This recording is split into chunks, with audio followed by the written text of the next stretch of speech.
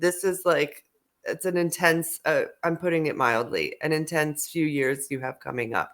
Yeah. And when I see something like this coming, I ask my clients, besides working with me, what kind of support do you have?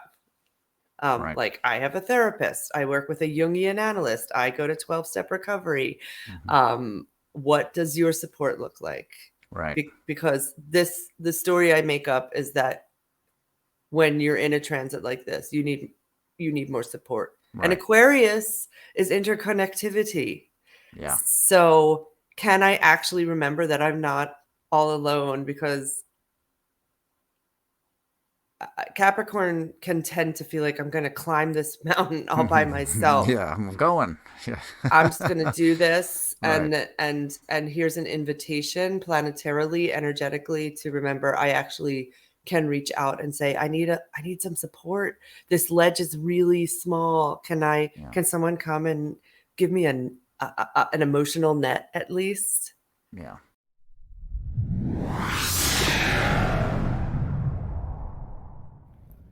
Good morning, good afternoon, good evening, whenever and wherever you are watching or listening. This is the Holistic Monitor, and I'm your host, Nick Sconia. The Holistic Monitor is a wellness podcast featuring life energy research, health and wellness transformation, self-improvement and empowerment, philosophy, spirituality, and now guest interviews as well. We look forward to your comments on our YouTube channel at Holistic Monitor, and you can also listen on the go with us at Spotify, Amazon Music, Apple Podcasts, and more. And with that, let's get today's show started. And welcome to the Holistic Monitor. I am your host, Nick Sconia. On today's show, we're going to be doing a deep dive into astrology and the forecasts for the month of March. We are excited to welcome Natalie Levin on the show to take us into the deepest and most transformational areas of our lives. It's a big month. She uses her talents with astrology, Jungian analysis, a psychic connection to the all that is, as well as a profound emotional intelligence to be an alchemical catalyst. When you work with Natalie, you can expect to leave having a sense of your life's purpose. I myself have a strong interest in the subject of astrology and hope that this teaches each of us better ways to approach our lives with greater insights and clarity. And with that, please welcome to the show, Natalie Levin.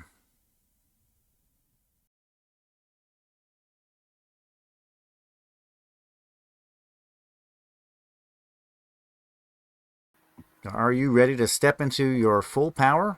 Celestial being and astrologer Natalie Levin is here to take you into the deepest and most transformational areas of your life. Hi, Natalie. How you doing? I'm doing great. There we go. So you do astrology, Mm-hmm. and you tell us about your perspective, Mm-hmm. and you utilize your knowledge base to find the aspects in the heavens. Yes. To tell us where we're at and where we're going. Yes. And where we've been. Yes. So we're in the month of March. Mm-hmm. Do we have any big events happening in March? I've heard of a couple. Yes, we do. Would you like me to start expounding on? Would love to hear. Yeah. So, I will say that the day that we're recording this is March 4th. Yeah. So March is we've been watching this month for years astrologically. We're having, first of all, on March 7th, which is in 3 days, the planet Saturn, which is the planet of boundaries and structure. I'm the guru. I'm the teacher. I also want to say to your listeners that I'm seeing the astrology through the veil of my experience in this lifetime. And if it doesn't match for them, I invite them to take what they like and leave the rest about what I say. But it's Western astrology that I'm doing. So Saturn is moving into the sign of Pisces on March 7th. And that I I don't know if everyone knows this as well, but it's happening within about 50 minutes of the full moon in Virgo on that day. So if when you're listening to this we're going to release it later in the month, can you reflect back to what was going on for you around March 7th? And, oh my gosh, there was a full moon and Saturn moved into Pisces within an hour, like less than. So that's pretty outrageously potent. And then we have in the next 3 days later, only 3 days later, we have Jupiter and Chiron will be conjunct. They will, so in Aries. So we have the planet that makes everything bigger. Jupiter can fit 1,000 planet Earths into it. That's how big it is. And Chiron is the planet for me in Aries especially is my youngest self, the part of me that I feel no one was able to attune to. Like, how do I'm crying, I'm the infant, and no one came to care for me in that primal moment of need. Those two energies are going to be intertwined very intimately on March 10th. So that is significant. And then on March 23rd, Pluto, which has been in the sign of Capricorn for about 20-ish years, not fully yet, but almost, is moving into the sign of Aquarius, which is, oh my gosh, just saying it all out loud there is so much happening in March. And so that I'm not even going to start talking about that quite yet. And then 2 days later, Mars, which has been in Gemini for like 8 months, Mars is going to move on into Cancer. Oh my gosh. So that's happening on March 25th. Wow. I mean, any of those transits would be pretty big. However, they're all happening in 1 month, even less than a month. So it's a lot of energy. I've heard a lot about the Pluto movement. Yes. It's a very slow-moving planet, but it's changing signs. And we get to see what that means. Yes. What levels Pluto's going to bring, what changes, what upheaval. Well, not so much upheaval, but clearing. It's like the sign clearing. So, and what, for that first one, I think you said it was the 7th? On the 7th, Saturn moving into Pisces. What time of day is that going to be happening? In the morning. I guess East Coast. That moves into Pisces in the morning, around 7-ish. Okay. On the East Coast of the United States.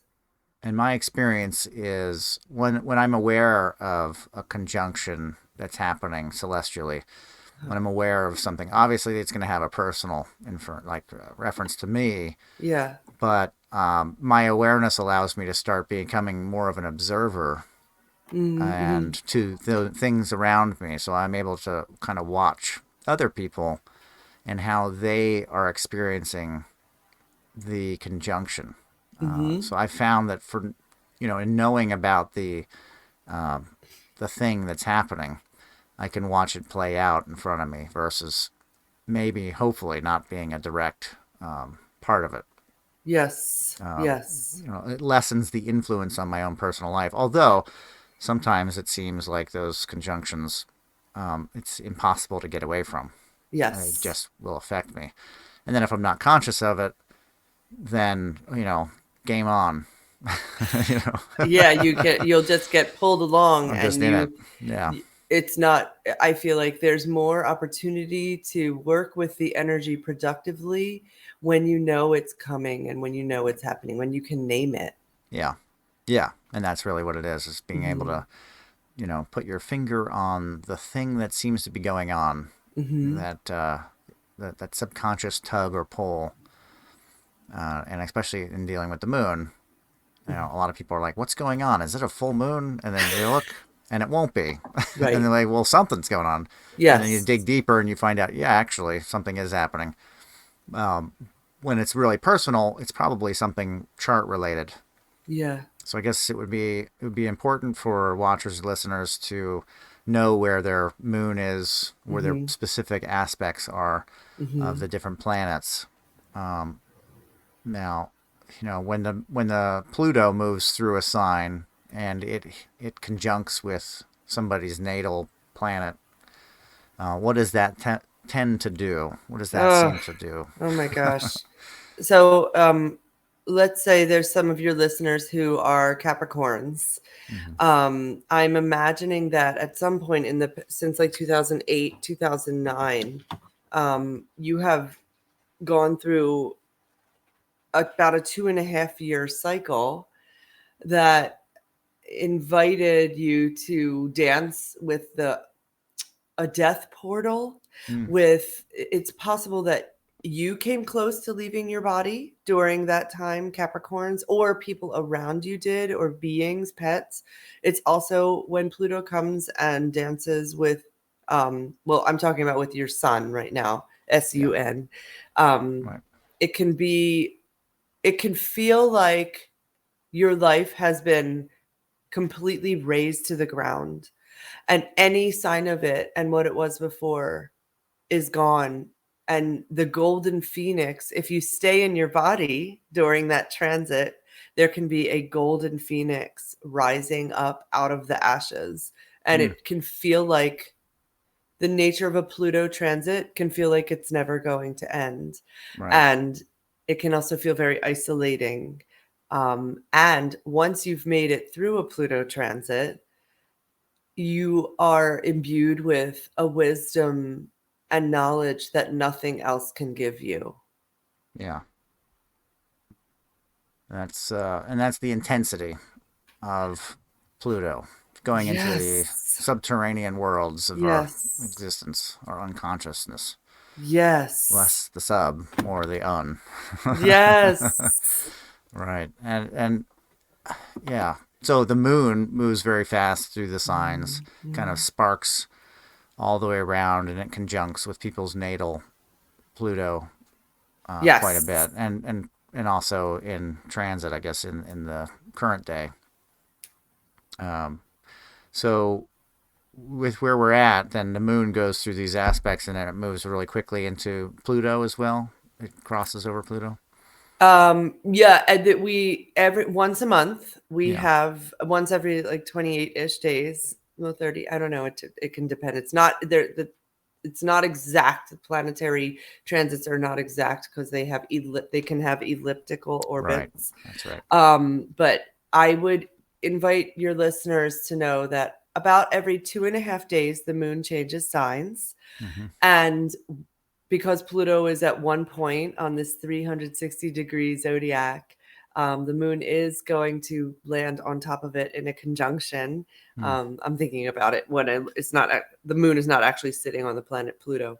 Right. Um, when that happens, I usually find collectively the feedback I get from clients and the people who are listening to me on YouTube and videos are saying, "Oh my gosh, I'm really having a hard day today. This is really intense.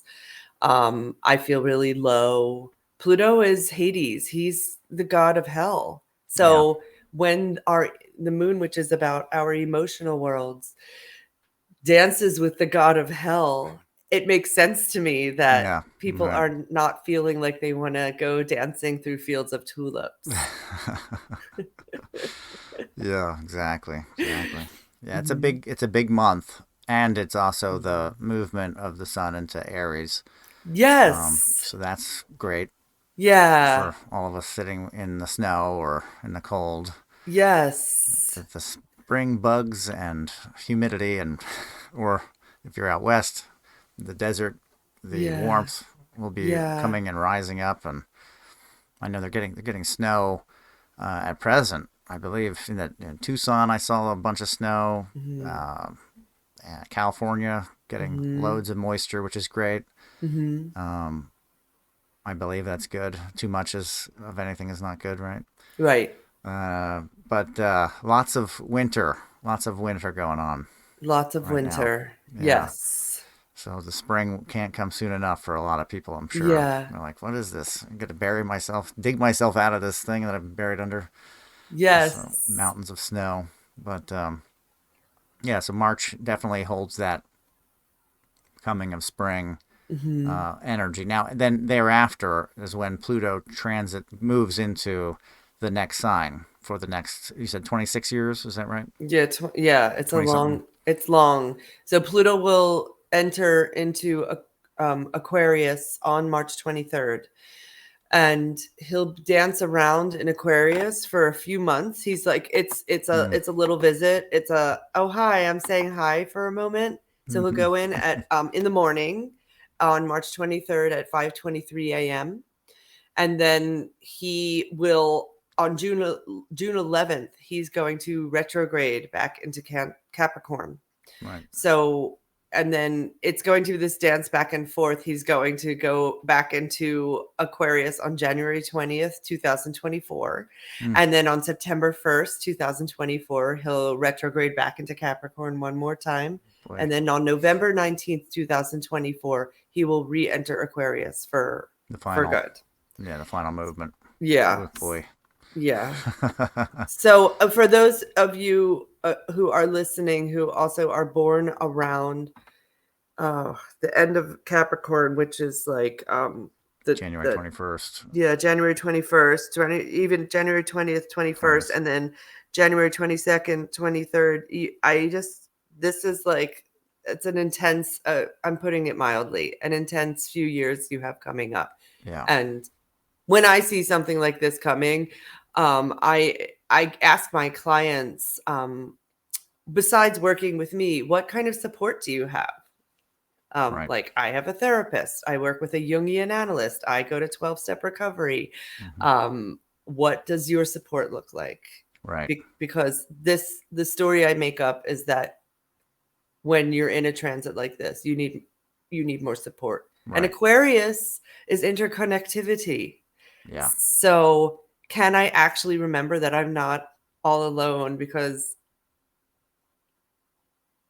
Capricorn can tend to feel like I'm going to climb this mountain all by myself. Yeah, I'm going. Yeah. I'm just going to do this. Right. And here's an invitation planetarily, energetically, to remember I actually can reach out and say, I need some support. This ledge is really small. Can someone come and give me an emotional net at least? Yeah. Yeah. Well, and with Aquarius on the grand scale, we were in Capricorn. We saw a lot of upheaval or destruction of business and creation of new business, and the change of the guard in a lot of large organizations within the period of time since 2008. I believe it was a big crash that happened when Pluto decided he wanted to be in Capricorn. Yeah. So would it be too far-fetched to see that maybe social networks would see a reconfiguration with Aquarius being hit by Pluto? When you say social networks, are you talking about AI or? Oh, well, yeah. I'm talking about Facebook and these big conglomerates that are in charge of the social networking. I mean, Facebook was born on the 4th of February. Really? Is an Aquarius, yeah. Oh my gosh! I think it's a perfect... Facebook is the perfect idea of what the age of Aquarius looks like, Totally. Yeah. I think this is going to be a really interesting disintegration and reconfiguration. And the thing is that I don't feel like we can conjecture. Right. And when it actually happens, like the way Pluto in Capricorn has expressed itself. Right. Couldn't have known exactly how it would work out, right? Yeah. But we can float our ideas forward and get an idea. I know that with the age of Aquarius, the great year, the things that I see going on now, I couldn't have imagined them to the extent, and we're not even in it. Right. But couldn't even imagine to the extent. But I also could have predicted. I could have said, well, Aquarius is, nature is like this, and so if you have society, it's going to kind of emblematically try to find its, seek its, water will seek its level, very similar to the way that Mm-hmm. the nature of the Aquarius energy is, a fixed air sign, a contradiction of sorts. Mm-hmm. We're a social people, but we're going to be separate. I thought that Mm. the pandemic was a great example of the things to come. And this is kind of going to potentially be a new norm. Is this Yeah. pod life? And I say it before and I'll say it again that Logan's Run, which was put out in the late or early 70s, is a great example of what they thought and what I could see as potentially coming to pass of what the age of Aquarius looks like. And they lived in dome cities Oh. and had a very, very socially liberal life and space, but they were domineered or controlled or ruled by this great crystal.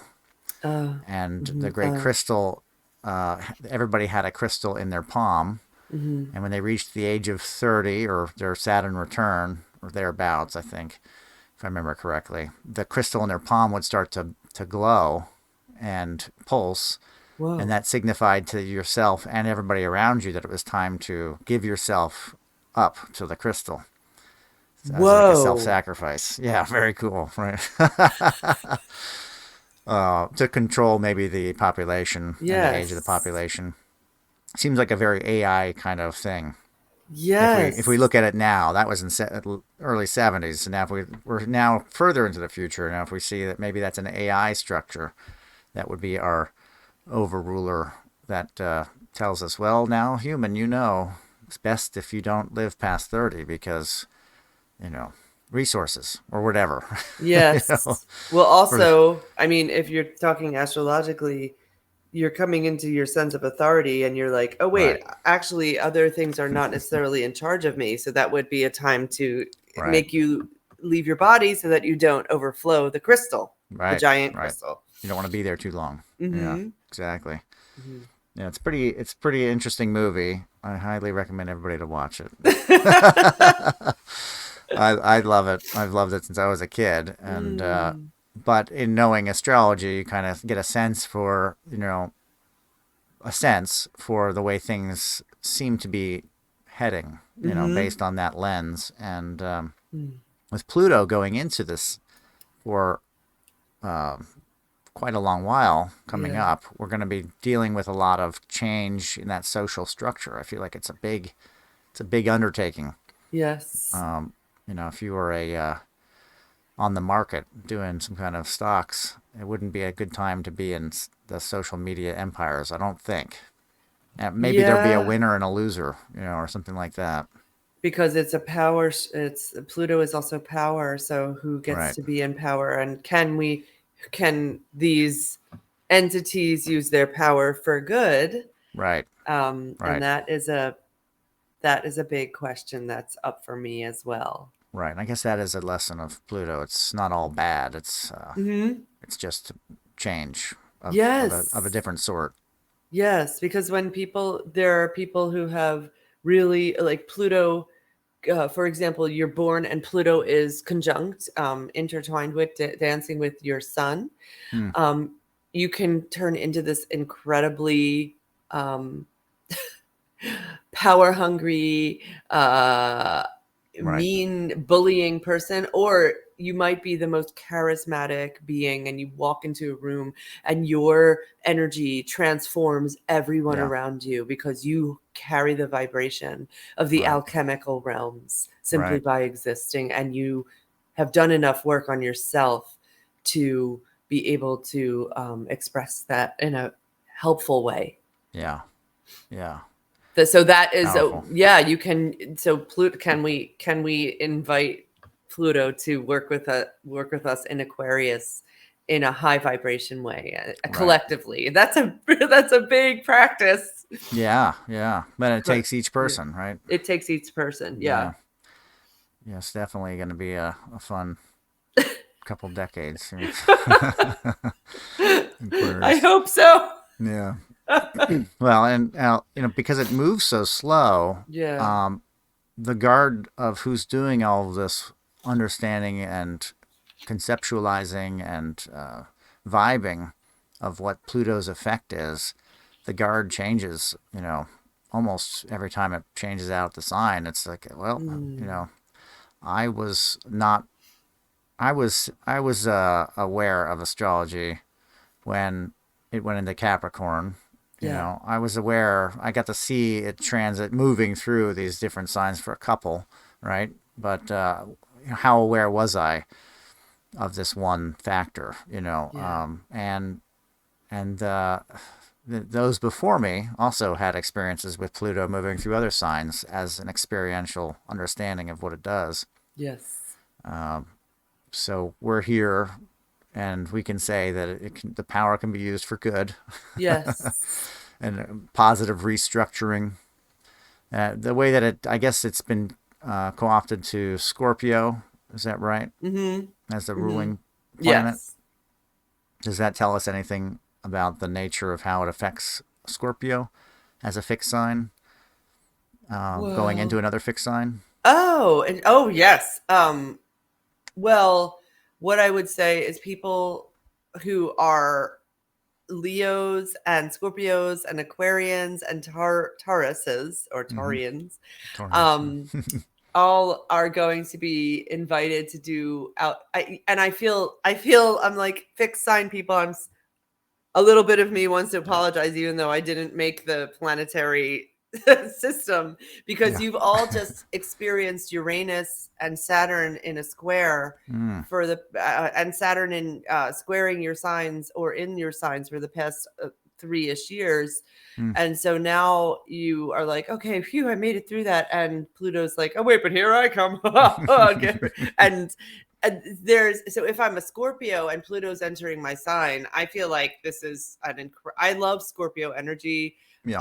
I'm fascinated. I don't have any planets in Scorpio, so I'm fascinated by it. And I think it's, as someone who is so uh, taken with the ideas of Jungian analysis and Mm. diving into the, like, how deeply can I go into my shadow and really look at and bring to the light, like my own inner Hitler? Can I Mm. actually own it? Mm. For people who are Scorpio suns, this is you're going to get hyper infused with potential energy to do even more powerful alchemical work, shining lights on the parts of you that you do not want to see.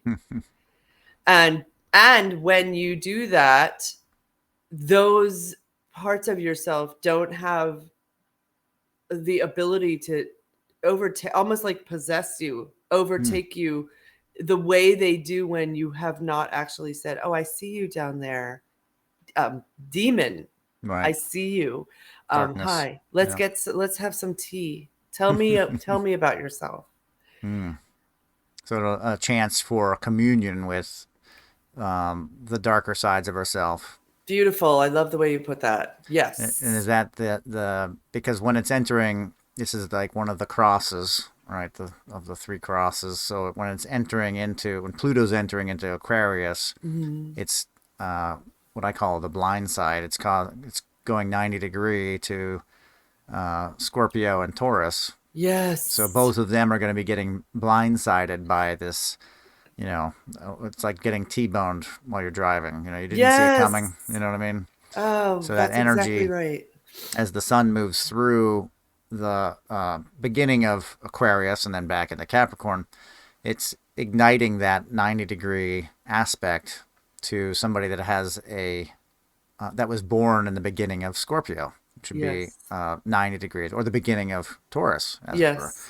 which would also be 90 degrees. So the dates of, let's say, what would be that beginning of, like the early 20s, those that are born in the early Yes. 20s of October, or Yes.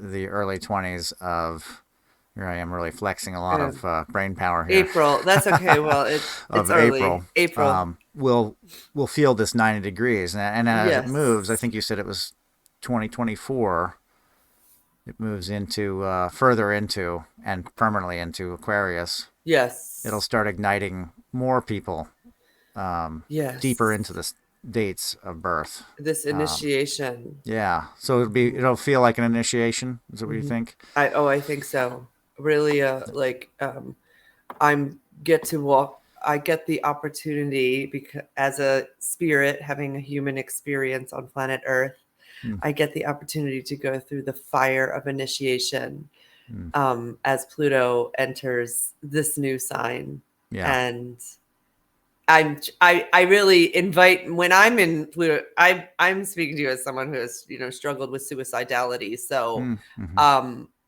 I am one of the things that I've done to invite myself to stay in my body when I'm in Pluto transits is remembering that if I were to leave my body by my own choice, I will come back with the same challenges in the next astrology chart. Right. And I do not want to do this one again. Yeah. So I'm like, okay, I can do this. I'm going to just stay incarnate, stay in the meat of you. Right. So, I mean, maybe there are some people who have Pluto transits and they're like, this is amazing. I am having the best time of my life. Have you heard of those people? Well, I have not. It's all about, I believe, the natal aspects that are hitting their Pluto. So if they're positive or supporting 60-degree, 120-degree supporting energies of the other planets, but if it's not, if it's oppositional or square, and they're going to be having, they're going to be juggling that kind of approach to the transit of that planet. You know what I mean? So the tools that they're given, or the cards that they're given to play with, are those aspects. So if they have a what would be considered a negative, which is, in the new age we don't like to say that. Yeah, but, I know. If you have a challenging aspect of a square, so if Pluto has an outweighing amount of squares and oppositions, it's going to be tough. Wow. The cards are all going to be numbers, and they're not going to match. You know what I mean? Like, I don't know what to play here. What do you play? It seems like the world would be, crashing in around them quite a bit. Whereas if there's a lot of supporting characters, like if Mars is like, hey, buddy, I got you, giving you a 60-degree, high five or whatever, then when these transits happen, there's more tools to be able to handle the transits in a positive way versus a negative. It's just, I think that's the way I look at it. You really have to have a sense of your personal chart to know, like, this planet has a hard time, or whatever. And so when the things with that planet or represented by that planet, or sometimes even the sign that rules, you just need to know the weight of the characters that support or hurt or challenge. My visual for oppositions are a challenge that you can see coming because it's right in front of you. Oncoming traffic. Now, sometimes even conjunctions can be a negative. They don't really have a positive negative sense. There's just power. So it's really what you do with it. And then I think you have to look at the other. It's more of like that one is exemplified. It's, enhanced by, but it doesn't say a positive or negative. But then you have to look at the other aspects and say, okay, so there's 90 degrees here, 60 degrees there. These are supporting or challenging aspects. The 90 degree to me is if an opposition is running a race of hurdles, then you can see the hurdles coming, and you have the ability on an opposition to, with your own sense and power, jump the hurdles because you can see them coming. So you can plan, prepare. It can be a very exciting and great lessons come out of it, and great power comes out of an opposition because you gain the power of that opposition if you can overcome it. Yeah. But the squares, those culprits, those 90-degree culprits out there, it's like running the same race of hurdles, but at night. You don't really see the hurdle to know when to jump. Yeah. And the power can only be attained, and this is where it gets really finicky, is the people around you have flashlights. They can see it. So if you can ensnare somebody, like you were saying, having a good support around you to shine the light at the hurdle, they can tell you when to jump. You still won't be able to see it, but they can help you to say, okay, jump. Right. And if you're listening to the support around you, that is, from my experience, is the best way for somebody to overcome those 90-degree challenges, is to have the peanut gallery telling you when to hop, when to go and when not to go, when to listen to those around you and when not to listen to those around you.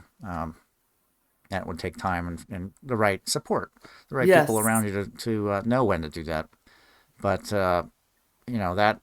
that's the way I look at those personal aspects and how they interplay. So if you do have tough time with Pluto movements, it could be in the chart that the cards dealt, or there's little mechanisms and tricks that you can do to overcome that challenge. But it's still going to be a challenge. Right. It's still there. That's the benefit of. That's why we're here. That's why we live this life. Yeah. So was there any kind of moving from? I guess we're moving out of Pisces, the sun. Yes. We're going to be leaving behind a certain type of element, kind of energy. Is there anything with that? Like on the equinox, on the actual equinox, and for your listeners, the spring equinox is happening on March 20th. It's a Monday at 5:24 p.m. on the east coast of the United States. So as we leave the sun, it's good. The moon is actually going to be in Pisces on that day as well. Wow. It's the moon is going to be, so we will have on the equinox, right before the sun moves into a fire sign, we will have so much water happening. It's Saturn in Pisces. The moon will be dancing around in Pisces, our emotional worlds, Neptune's in Pisces, and the sun. So it's a lot of water on the 20th in the beginning of the day. And when the sun leaves, this water element, which is almost, for me, Pisces is almost ether. It's almost clouds. It's almost steam. It's so mutable.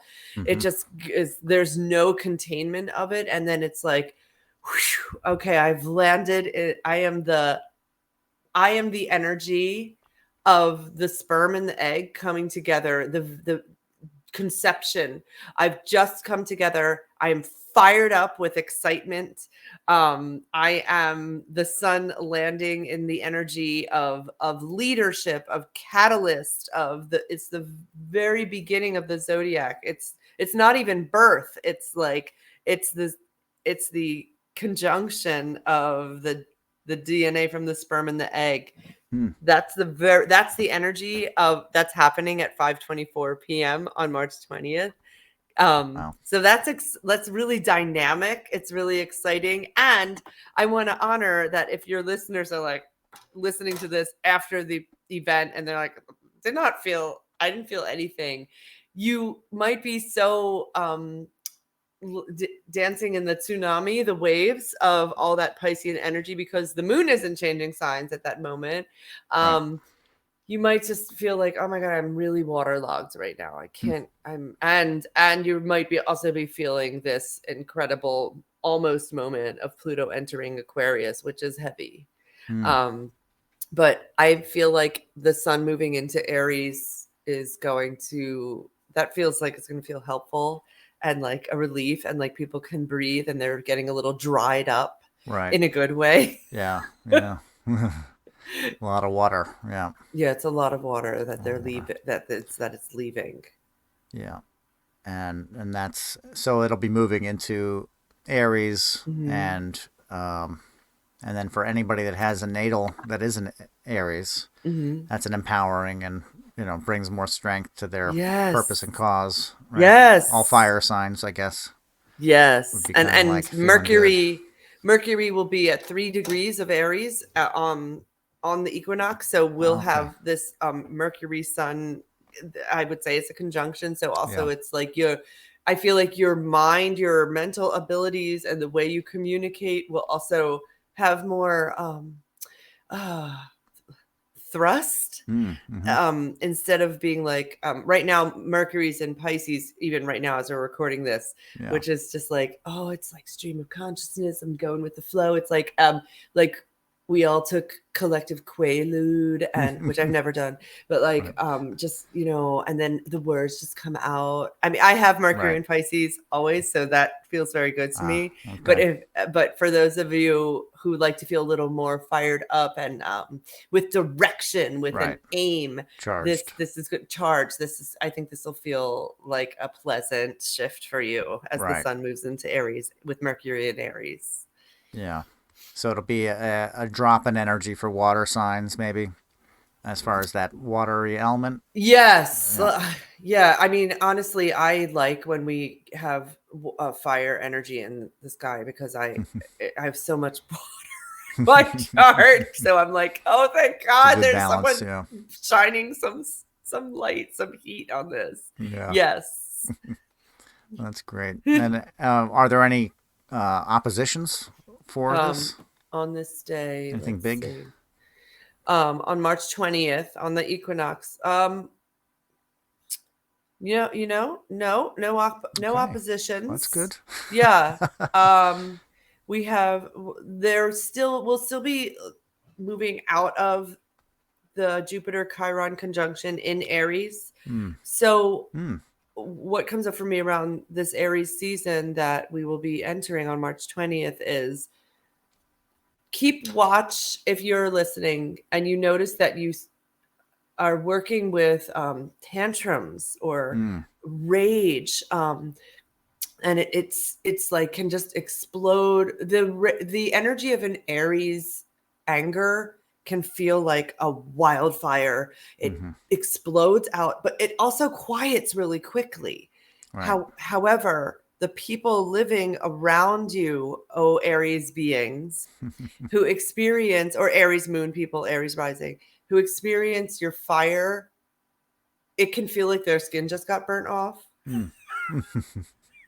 So I invite you, and collectively everybody, just to notice, okay, oh my gosh, I'm really angry and I want to really, there's not even a time for a thought usually with Aries energy. It's so impulsive.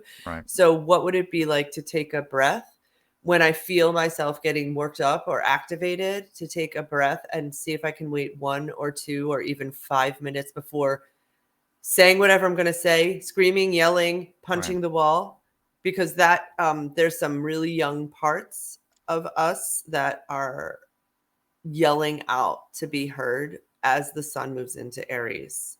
Yeah. Does that land for you? Yeah, that's great. And when you said take a deep breath, I thought that adds fuel to the fire, doesn't it? Oh, it does. But it can also dampen it. It can also kind of contain it a little bit. Yeah, I think lower the flames if it's a lot of, It can also, rather than blowing out, quiet the limbic system. Right. No, it's a great. So, but yeah, that's funny. Elementally, I was like, oh, you're just adding air to fire. Yeah. But yes, always taking a moment, if possible. The counting, I think they say, is one of the best things that anybody can do, is to, before reacting, take 3 seconds. Take that moment to absorb what's being presented to you, and take a second to figure out how you're going to respond. Let it hit you, and take that moment. So that's definitely a powerful way to approach any situation. Yes, if possible. Yes. And it's just so tough with fire signs. It's very tough to take that moment before the fire comes out, the light is shined. Yes, it is. A lot of cardinal signs will have that too. But elementally, it's the Leos, the Sagittarians, the Aries signs. Yes. Yes. Yeah, but the sun moving into Aries is going to be a bounty for all the fire signs. It'll be more of an opposite elemental energy for the water signs. Yeah, Yeah, so that should be good. It sounds like a good month. It's a good month. And also when the equinox happens, I'm seeing that Venus will be in her favorite sign, which is Taurus, the goddess of love, the goddess of what we value, the goddess of a sense of worth. So she will be there, and she will be in a sextile, which is, for your listeners, a lovely conversation with Saturn. So you might find as we move into the equinox that there's more access for you to, I mean, I always hear Venus and Taurus talked about with finances, but if you're like, how do I organize my finances? How do I, what kind of work, Saturn, do I do to entice the goddess of beauty, love, value? You might have more access to that in your inner world, to those energies, to come up with ideas, to make things happen. Right. As the that sextile is the 60 degree. And that's a supporting energy. So Venus will have this supporting energy of the Lord of Time. Yes. But it's a positive. It's a positive way to restructure. Yes. And cut loose things that are draining money, draining possessions, perhaps. Beautiful. Right? Yes. So that sounds good. And that's going to be happening right after, or at the same time? It's on the day of the equinox. I mean, Saturn. Powerful. I mean, it's not exact that day, but it is. It's a 3-degree orb, so I call that a conjunction. Yeah, definitely. So definitely. Wow. Wow, that's great. Yeah. It sounds like it's going to be a great spring. Oh, I like your optimism. That's really nice. The Pluto's really heavy, so we got to keep it light. It is. It really is. You're right. You're right. You get used to the way that certain things are happening in the world, and then they shift. For a lot of people, that's a good thing because a Pluto energy can be very oppressive to a certain part of ourselves. Yeah. And it changing and shifting can be a good thing. People might see it as an extension, but really it's a lessening of one and a building of another. So it's not really like all of it all at once. Right. That pressure moves. It just shifts. Yes. I always visualize the planets and the stars behind them as lenses, focusing the light, and depending on where in the chart the planets are, it's that focus of energy. And the lens for the planet, it colors the light in a certain way, and that's the energy of that planet. So Pluto, magnifies the light of the stars behind it and its own light, of course. Yeah. But it colors it in such a way, like a prism, colors it in a certain way that affects us on a vibrational level as well, but only in certain aspects, certain ways. Does Pluto or the moon have this effect on us? So the moon moving around the earth and igniting all these different zones is much like our emotions kind of cascading through different spectrum of colors and a variety of ways. It's very proper, and it's the way it should be. It should be a moving thing. Emotions. Whereas we don't want necessarily these subconscious forces of the planets that we can't see to be moving fast. We want them to kind of go at a slower pace so that we can gain more ground over time and then allow that to shift. And I do like the way that Pluto does its little dance, although it's not, for me natally, it's not awesome, but it's good that it does that because it kind of gives you you get the vibe, you're getting the idea of what the next sign is going to be all about how it's going to, what it's going to be working with. And you have time to prepare by knowing ahead of time, and by observing the next 2 years, we'll have a little bit of time to gain on what the next 20 some odd years will be like. In preparation. We get to get a flavor, it's like an amuse-bouche for what's going to come. That's great. That's great. Now, you do this professionally? I do. I work with clients one-on-one. I work with couples. I work with parents and children. I also have a YouTube channel, and I am working on creating some recordings that will feel supportive for people to listen to when they're in, for example, like I'm in a Pluto transit, I need support. Right. Oh, right. What would maybe this, just listening to this can be helpful. Yeah. Positive affirmations. Yeah. Right. Or like a guided meditation. I'm a yoga teacher also, and an opera singer. So my voice, I know it carries a certain frequency with Saturn and Taurus in my 10th house. So it's like Taurus is around the voice. So yeah, I love for your listeners, I'm here and at Natalie Levin astrology.com, and would love to meet you. Yeah, we'll have it linked in the description as well. That way everybody can find you. Great. It's fantastic. And you do it online as well as in person, or? Yes. I am not doing it in person right now because it's just easier for me online. I don't have a space quite yet to work in person, especially after the pandemic. Yeah. You can keep everything scheduled real easy for the online, and most people have the ability to do that. Yes. So that's good. Yeah. Yeah, fantastic. Well, it was really good having you today, and we'll put this out very soon. Okay. We can get the information out for people so they can get an idea as to what their chart looks like, and maybe contact you to find out about their chart, and to find out what's going on up there in the heavens. Yes. That's great. Thank you so much for being here. Thank you so much for having me on. Yeah, take care. You too.